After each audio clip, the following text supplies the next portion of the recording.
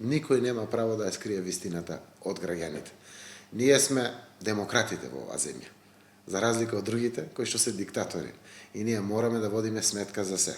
Но потенцирам, повтор пат, никој нема право да ја скрие вистината, посебно не Заев, кој што ја ветил, кој што огромен процент веќе ја споделил со граѓаните, и сето она кој што е интерес на граѓаните, го најавивме, ќе биде соопштено.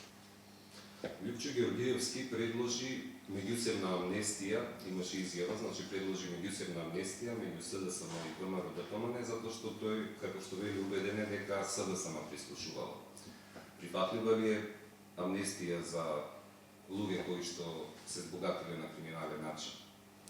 Кој сум јас, како политичар, да зборува за амнестија? Во оваа земја наша има и устав и закон.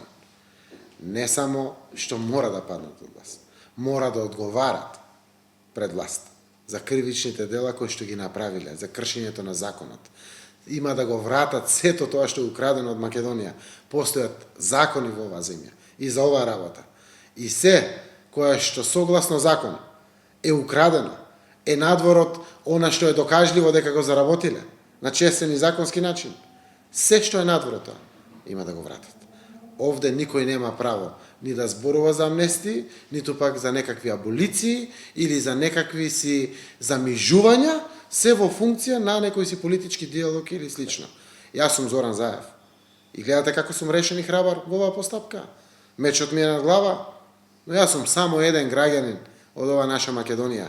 Важна е Македонија и днината на сите граѓани на оваа земја. Меѓутоа, што ако меѓународната заедница ве притисне да се сложите со амнестија како начин или услов за постигнување на компромис? Како ќе ме направи председател на државата за да ја потпишам амнестијата или аболицијата? Да ветите? Не, апсолутно. Доколку дојдете на власт. Јас зборувам за вистината на Македонија, јас го водам проектот Вистината на Македонија.